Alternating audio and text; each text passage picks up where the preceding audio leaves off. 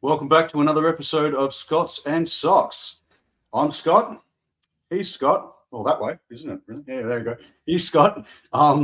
Yeah, welcome back, Scotty Carson.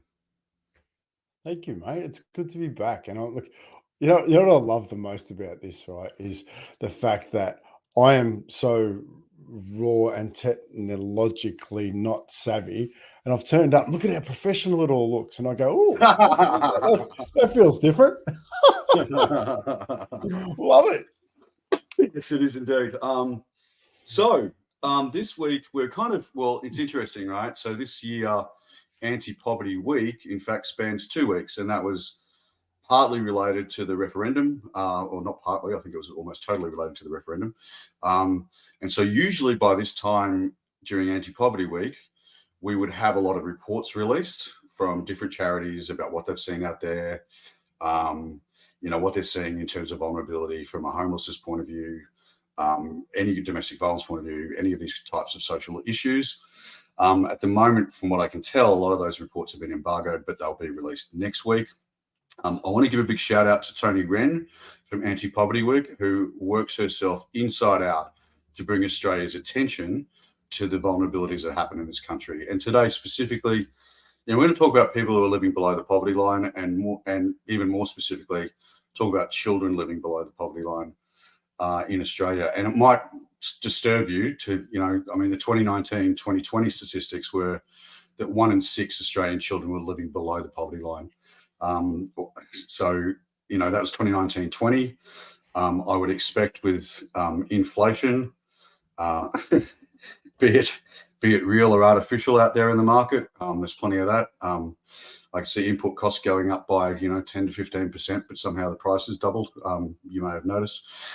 So it's getting harder and harder out there for people. And from when you think about children living in poverty and children who are disadvantaged, I thought it'd be really good to hand over to Scotty, who's had some, had a pretty difficult time in his teens.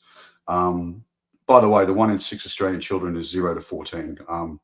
So yeah, I want to hand over to Scotty because he's had a real lived experience of going through some tough times as a kid, and I think it'd be really good to hear from him on it. Yeah, I appreciate that, Scotty. And it's like I sat here before we talked, and I actually said, I've had, I don't know exactly what it's like for people these days. And I can only share basically my experiences of it and the pressures around it. And it's interesting because we're about to talk about kids and poverty, but our actual biggest problem right now is single women over 55. Mm-hmm. They Yep. are at more risk than anybody else simply due to the fact that that age bracket is before super was available for women. So they don't have any resources when they split up. And there's more people in the women 55 plus needing housing, needing opportunities. And that is something that I learned yesterday that was inside a conversation with some beautiful men. And this is the best part about this. Men were having that conversation on how they can find better ways to support women of that bracket and going into understanding what their needs are, but also the reasons so they can identify them more easily. Just the fact that women without super, it's something we don't think of, right? Mm-hmm. But it's such a simple thing. I mean, I think that's what this whole conversation is about for me. It's about bringing up little bits and pieces like that so that we can share that information so we can make better decisions. Yeah. So with that sorry, Kev. Yeah, and it is something we sort of touched on. Not we didn't touch on. We spent a fair bit of time talking about last week, and I included a snippet on LinkedIn today of last week's episode where we talked about women sleeping rough in cars, but they are with children, generally speaking. Generally speaking, they are with kids.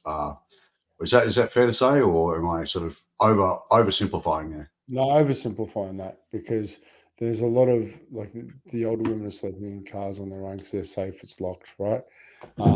They're more at risk for that. But I think we get a bigger feeling around it because it's women, right? And we see women as more vulnerable than men, and that hurts, right? Because as a man, innately, where my role, as I see it, is to love and protect our women, right? Yep. That's, we have the physical strength to be able to support and, like, just lift up, make Yeah. strong, Yep. and that's something for me that's really important, and I think, which is actually going to lead into, um, Which I certainly hope doesn't, in any way question for anybody the intention around that comment versus, the drive for equality out there, right? So there is that innate protection in men or protectionism in men, and that can't be denied. That won't go away, but it doesn't fly in the face of equities or inequities between the sexes out there. And I just want to mention that because I think we need to separate those two things I in order for this to be agree, but I'm gonna make a very clear statement, right? yeah. Equal equality is equal opportunity, not equal ability. Okay, Mhm. we all get the same opportunities, but we don't have the same abilities. Yeah, can Yeah, we agree sure, on that? sure. Yeah, Yeah, yeah, just for agree for on sure. that, right? Because it's not Yeah. this. I struggle with the equality because that's another topic for another day. But I right now, remember I remember vividly when we bought kettle chips when I was at Arnott's, we used to have these huge Tongan dudes with carrying 50 kilos of spuds over their shoulder. And it's probably not something that every woman could do. There may be some women that could do that, but it's probably not something. It's not really something for the average woman. So, as a for instance, right? that's the perfect opportunity, right? We've Mhm. all got the opportunity to do that job, to pick up that bag of spuds and carry it. But who's actually got the ability, right? So we've got to Mhm. put that for me is the key of empathy, understanding, right? Take the time to understand someone so we can find their uniqueness so that we can put them in and support them to do the right role. Do you know what I mean? Like, Mm. let's talk about a sack of potatoes. We're going right off topic straight away, but let's talk about that sack of potatoes. I Right? was just thinking So that. I was just thinking, hey, let's as bring it's this back. yeah, no, I will bring it back in a sec. But, like, think about that sack of potatoes, right? They've got to know where to go. They've got to know, you know, who's going to sell them, who's going to buy them, right? So then we're all involved in the same project because we've got to get these potatoes from one place to another. But we're not all going to pick up the potatoes, and the guys carrying the potatoes is probably not going to know who to reach out to, Yeah, right? true. Yeah, So absolutely. that one bag of potatoes needs all sorts of differing abilities in order to create that one effort, right? Hmm. That is the key. The key is finding those differing abilities and plugging them into the right place. So then they actually get to the right place. They get to the right price. They're still in the same condition because we haven't got the guy who can carry the 50-kilo bag of potatoes actually connecting with people trying to sell it. We actually haven't got the Yeah, people trying to sell the potatoes carrying the bag because they don't have the physical strength, right? So sure. that's we all have equal opportunity. We don't have equal ability. Anyway, I'm going to get off that because Cool. that's not what we came in to Let's talk let's about. let's rip it back Mm. into. We talked Yeah, about women sleeping rough in cars last week, yeah, and I really did want to focus on childhood poverty. I think by my observation, it's been over the years, there's been some amazing campaigns that have been run. Sponsoring an African child, for instance, and you get all that sort of thing, and then it was really. I felt really excited that the Smith family wrapped their arms around vulnerable Australian children who couldn't afford a laptop for school or, didn't have enough food. And the, school breakfast programs that people like Food Bank run are really imperative to these kids getting fed before they start a school day. Yeah. And I think that's really important. And it has been awesome to watch Smith family really bring awareness to people about Australian children who are doing it rough. And, I would like you to share some of your story because I've got some questions for you that I don't even know how you did what you did, but and how you survived it, if I'm really honest. So, I think that the reason that Scott and I came together in the first place is that I do a lot of analytics and understanding of people who are suffering, but I haven't had a lived experience. So, of that, and nor have I had any intergenerational examples that have led me to to that disadvantage. So, Scotty, Carson, Give us your story or a little bit of it. Anyway. Look, I'm going to choose a part of it today because it's quite funny. My son went to Cornish College for the first 7 years of his school life.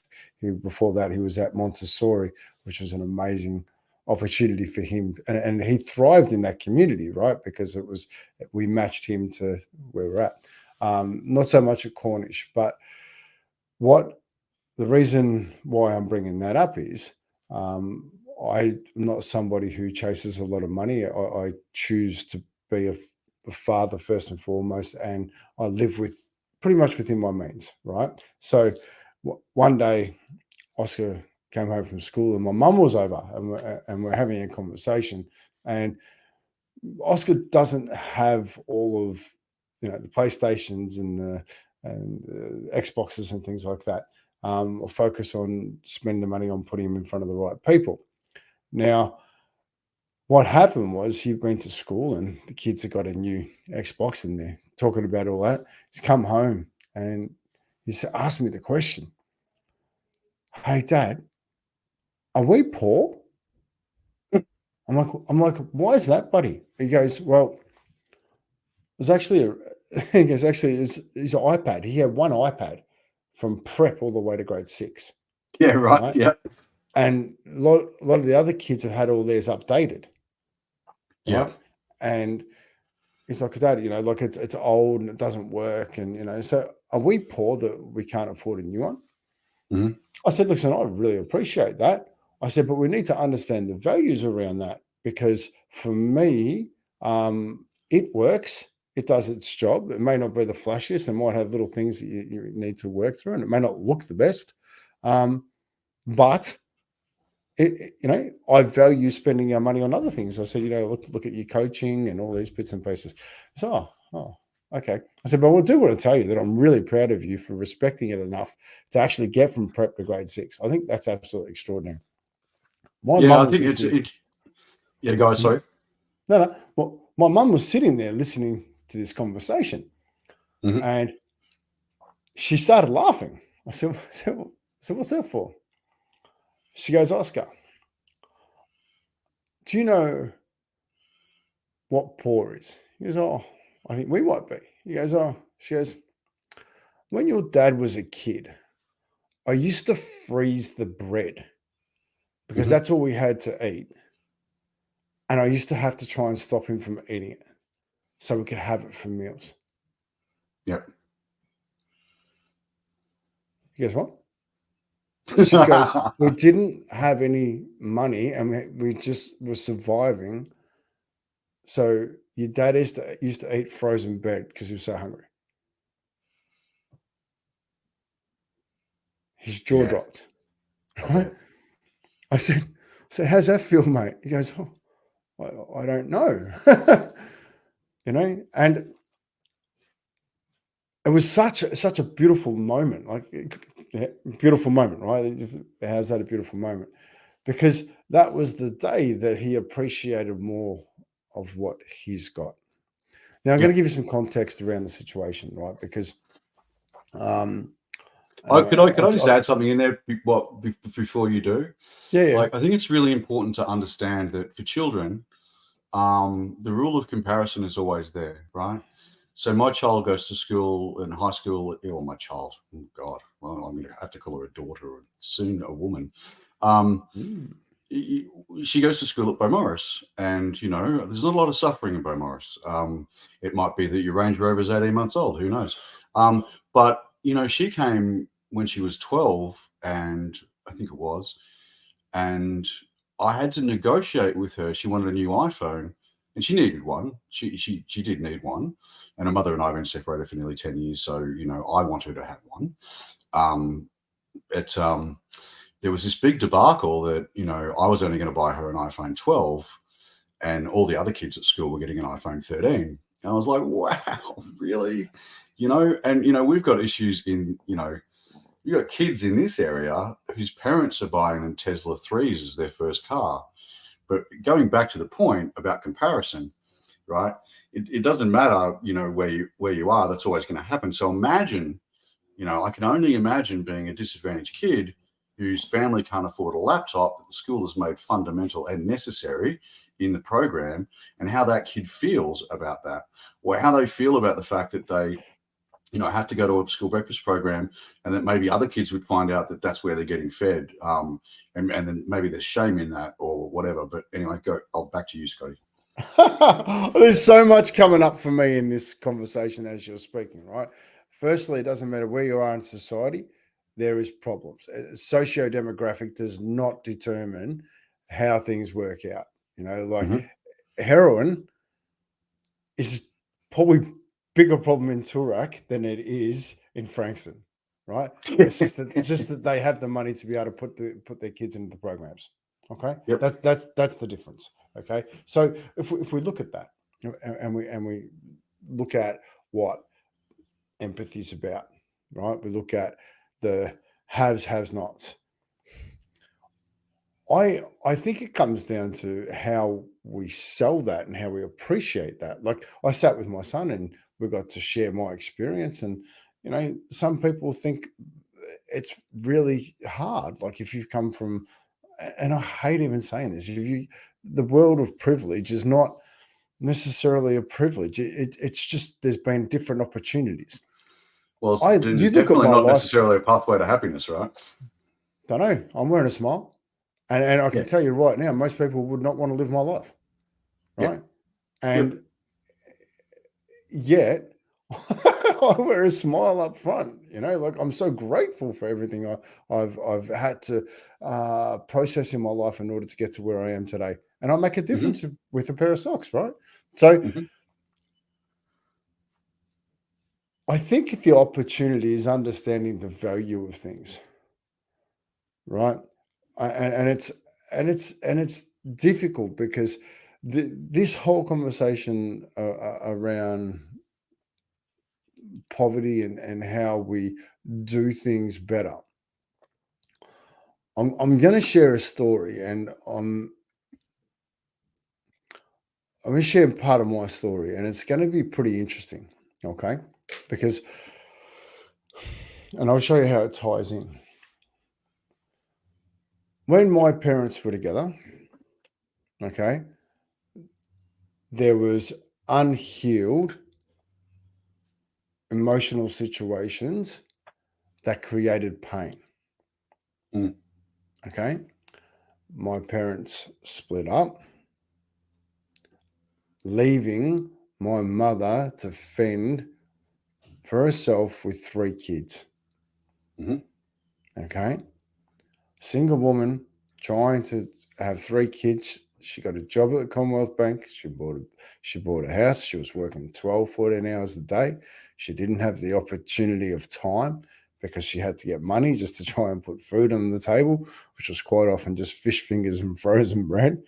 Right? Hmm.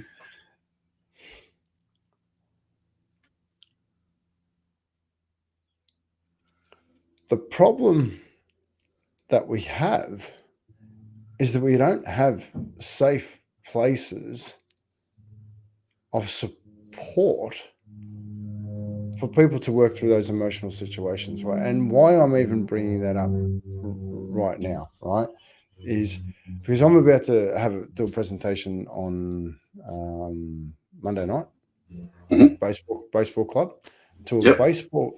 baseball club that when we had nothing raised enough money to put me into state baseball squads. Had nothing. Springvale Baseball Club paid for me, other members of my community paid for me to represent Victoria, right? Yep. Awesome. And I want to grab that because I got opportunity because people work together to give that to me. Hmm.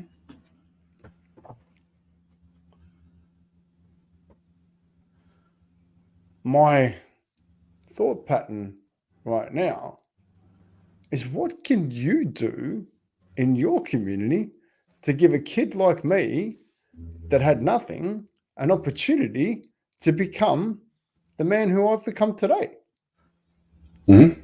What are the Exactly. things? What are the things we need to do? And I'll tell you what they are.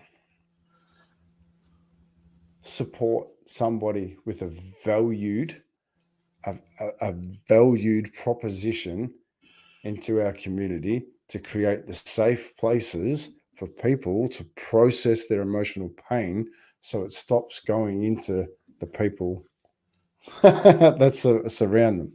We, Yep. we look at. I do a lot of work in Frankston, and it's interesting because life gives us all these lessons, and we can look at poverty as a massive problem in society, or we can look at it as a growth opportunity, right? Mhm. What does it mean to be human? What is it when we go through the basic needs, right? And if we don't have those basic needs met, we can't think. Yep. Correct? You agree with that? Absolutely. Absolutely. Okay. Okay. So once we've got the basic needs sorted for people, food, shelter, yeah. Yep. Absolutely. What else? What else do we need? Connection. Yeah. What else do we need?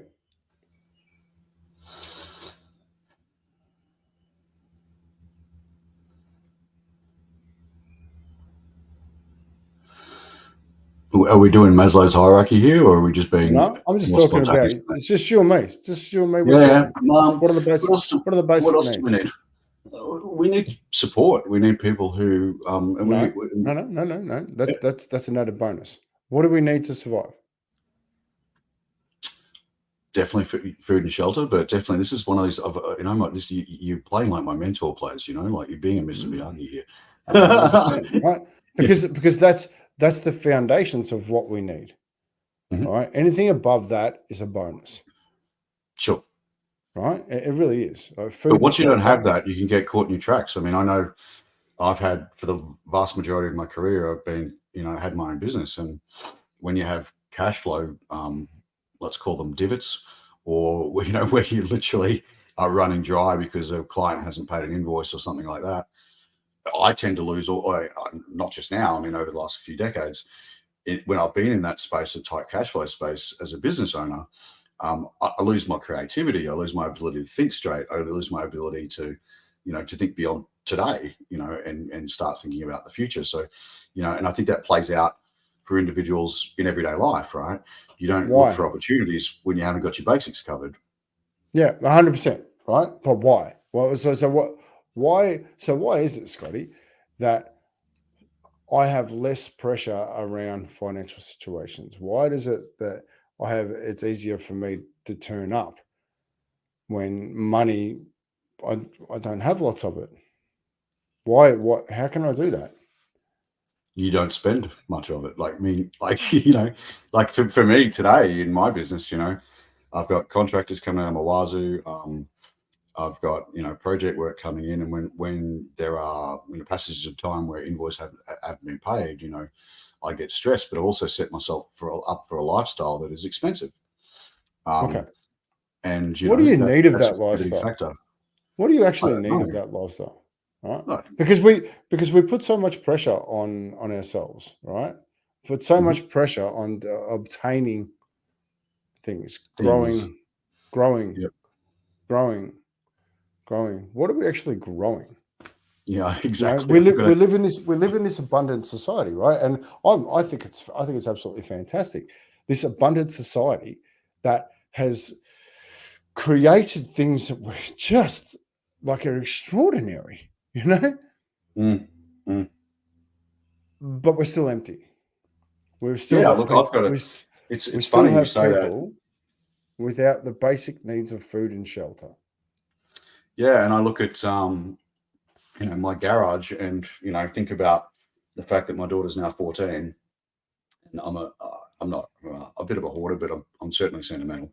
Um, I look at all the material BS that's in that garage and go, wow, did we really need all that? Like, did we really need, $17 million worth of Lego? That sort of thing. So, you're quite right. I've got a garage full of that as a reminder, really. Okay, But so I'm going to grab that. I'm going to grab that, right? Because I'm not going to let that go, because I had a conversation last night that this was really poignant. You bought that stuff to connect with your daughter. You bought that totally. stuff to give her an opportunity of enjoyment, Mhm. right? But we forget what we really need, Yeah, right? What that's it right. like last night I was speaking to a dad that um, his most precious moment in the last week was kicking the soccer ball with his daughter, Absolutely. because he realizes that was just connection and she just wanted to connect, and he almost said no, Yeah. right? He almost said no to gifting that time, Mhm.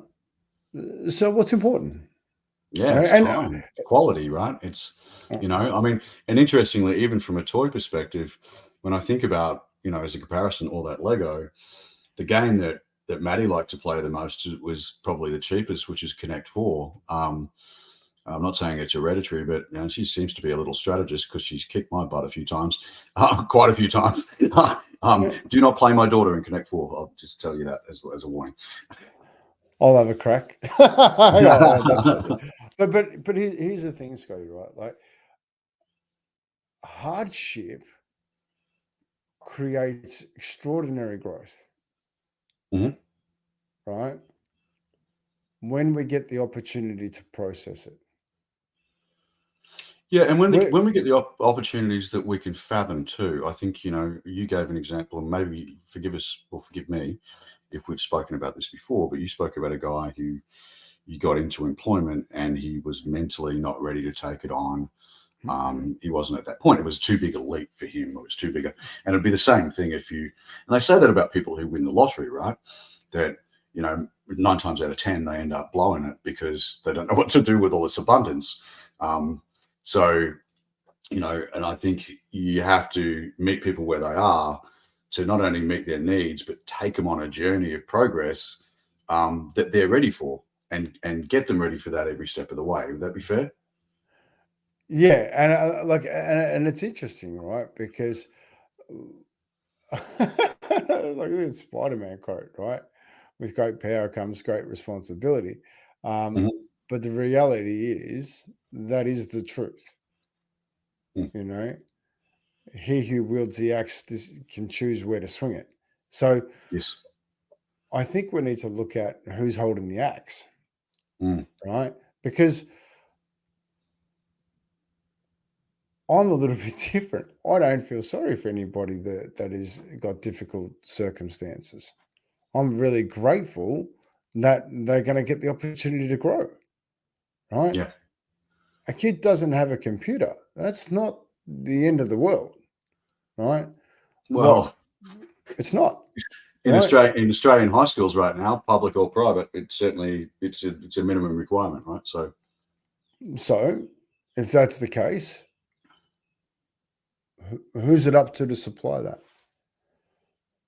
If that's a minimum requirement of an education process, right? And the education process is leading people into certain jobs, and there's companies that make a lot of money out of these computers. That's their mhm. responsibility to put them in their hands, Yeah, right? it's funny. Because I had that let's exact let's thought last week. Yeah. let's think about it. Let's think about this. I played baseball. Hmm. Very poor. Yep. Without that baseball club, I could not have played for Victoria. We're at a Yep. school. We're at a school, right? We've got 90% of the students can afford a computer, Yeah. Sure. right? So what if we looked at it and went, okay, so we're going to increase the price by 10%. And that 10th kid that can't afford one gets one. Yeah, and I think, look, there are programs out there to make it more accessible for people, but there's certainly not programs out there to gift technologies to people who qualify that I know of. Anyway, Yeah. and any of you guys But listening, if I'm wrong, I'm wrong. I'm happy to be wrong, but yeah, I yeah, mean, I think but whether that's true or not, it's a great example of people coming together to help those who are less fortunate, and to give kids some sort of equal footing and opportunity um, to participate. And the only thing I've got wrong with your story is that you actually played for Victoria, because I played for Queensland and we hated you guys. So, but that's because we beat you more often than not. but it's back in all seriousness, like, you know, there should be more and more programs where we are sponsoring an Australian child through the Smith family, or we are, as a community or as a school, getting behind those kids so that they're not only not disadvantaged, but they don't feel different and they don't feel shame, and they've got the ability and opportunity to grow from a place where they know that the basics are there for them, whether that's So a what's school breakfast program or a laptop program or whatever the hell it is, or even a uniform program, for families who are really disadvantaged. If the community comes around those kids and allows them to have an equal opportunity or some equal footing from which they can, not feel different, or discerned from the average, kid at a school. I mean, that just makes such a huge difference. I'm back. Sorry, the internet gets dodgy around here at times. Well, I want to go beyond our time today, and because I want to open this up. Yeah, whatever. And you cut it up, change it, whatever. But I'm looking at we're going to look beyond the problem of poverty of children, right? So yes, they're the next generation. Yes, they're important to be able to bring things up, but we've got school programs based upon what the kids need, right? Mm-hmm. So one of the things that I was actually disappointed with was at school, I tried to bring in support for dads, right? So that they could work together and have dads working together and creating a safety around dads, because dads have a huge impact on the kids, right? If they're not functioning well, they're not communicating well, they're not understanding and have resources to support, kids don't get the opportunity, right? And I know we're looking at the kids growing up, but I think we're missing a key element. And I think the key I mean, there's massive points of influence there, right? It's huge, yeah. It's like, are you going to stand under a tree where the branches are falling all the time? And that's kind of, a parental childhood analogy, I suppose. If you're standing under a tree where the branches are snapping off and hitting you in the head all the time, it's pretty hard to sort of want to stay in that under that tree, right? But here's the thing, right? I didn't once I understood my father's story, right, which is horrific. And if anyone ever wants to see it, please sing out, because what he went through, I didn't know until I was 43. And I recorded an interview between him and I. He lived an existence so horrible that his only answer as a 12-year-old boy was to shoot his stepfather. Killed him at 12. You did? Yeah. Wow. Yeah. Wow. Can you imagine? So all of that trauma in him, I have no, I understand. Like, he didn't know any better. But what's been the change, right? So my son, Oscar well, yep, right? Absolutely. So what has been the change to give him a better opportunity? I mean, right. Grab that. So me being a better father. Well, not just that. You coming from a place where you were homeless at the age of 14. Yeah. For some period of time, I think until you were 18. Is that right? No, so I ended up living with a family, so I was good. Yeah. Okay. Yeah. But nonetheless, you were homeless at 14, and now you are dedicating your life to helping people who are disadvantaged or suffering. That's a huge turnaround, mate. And I think when I look at Oscar and how intelligent he is, how inquisitive he is, how curious he is, that's down to you breaking it. That's down to you breaking the chain of suffering, right, or disadvantage. Yeah.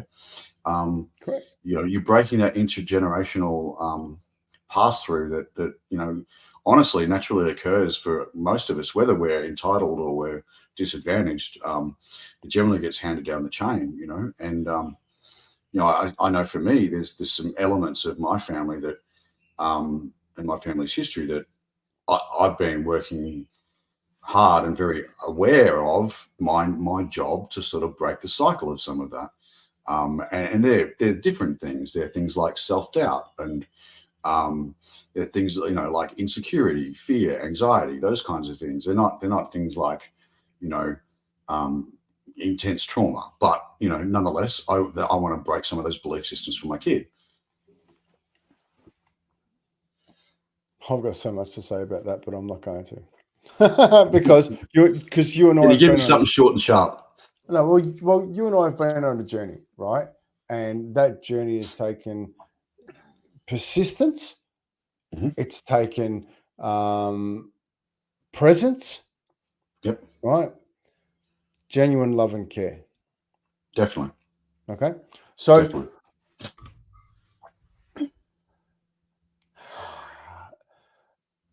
so many people carry the trauma of their parents, right? This is generational trauma is huge. And anyway, if you want to dive into that, we'll dive into that another day.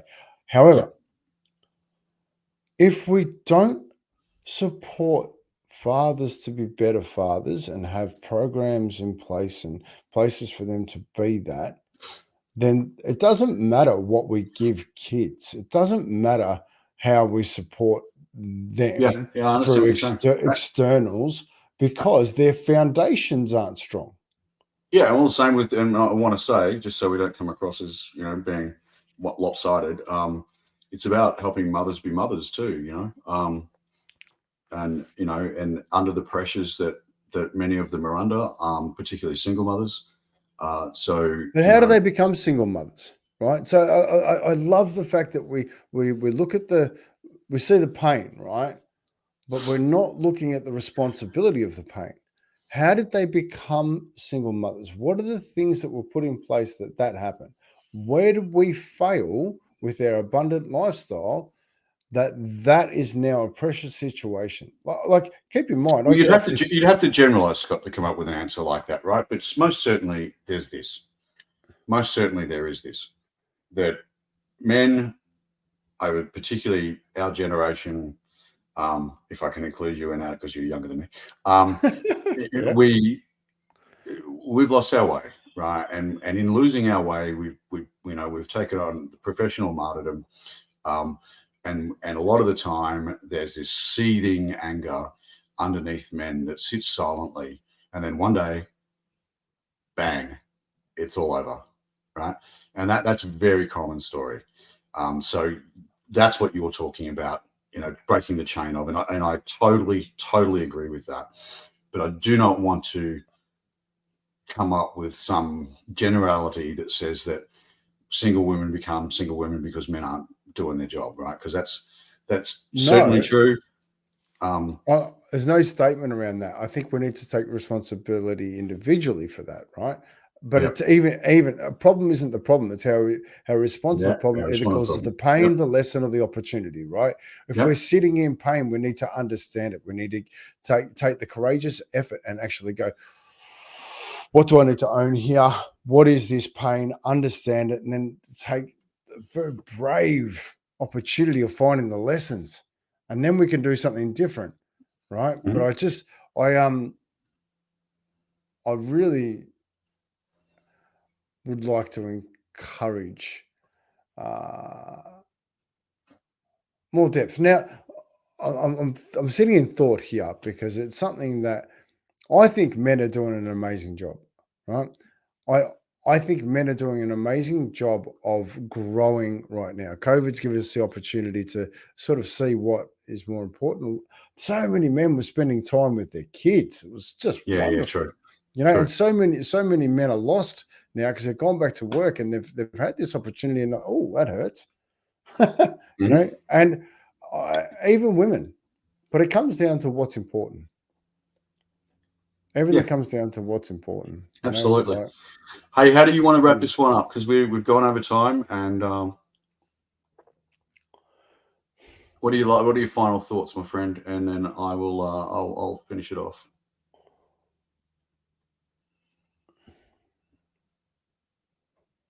I think we need to stop fixing other people's problems until we've got ours under control.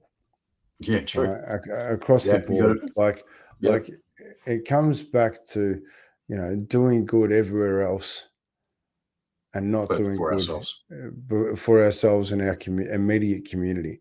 Once we got our immediate community sorted, then we should look at the external.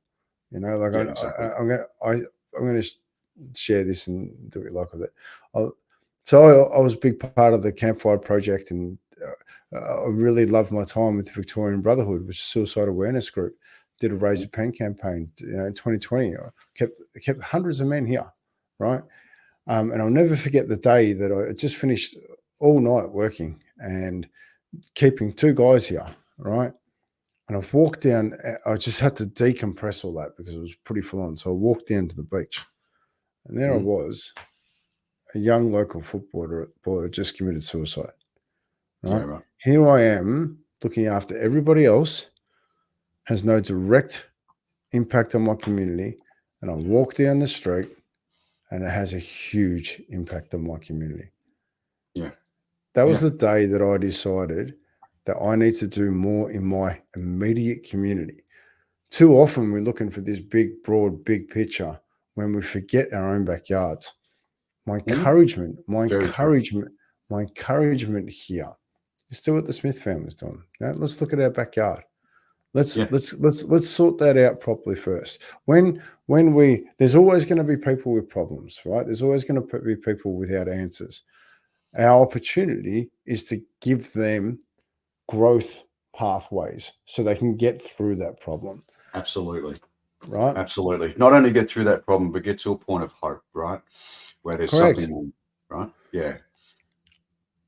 So when if we look at that, right, like we're all annoyed with all these rules getting thrown at us all the time and all this stuff.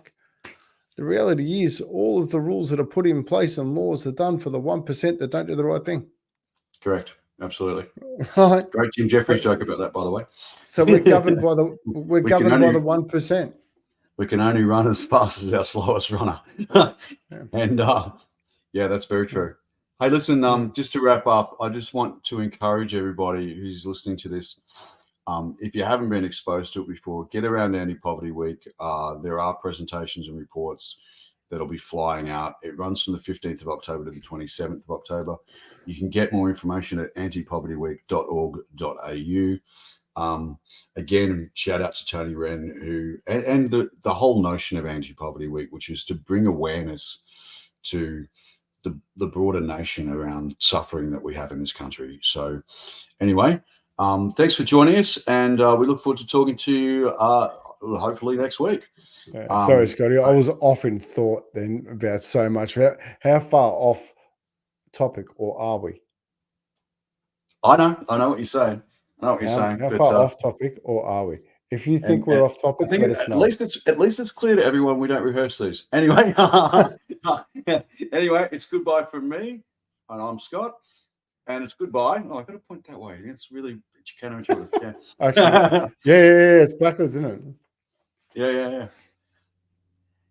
All right, and it's goodbye from him. Thanks, guys. Time to put a sock in it. Putting a sock in it.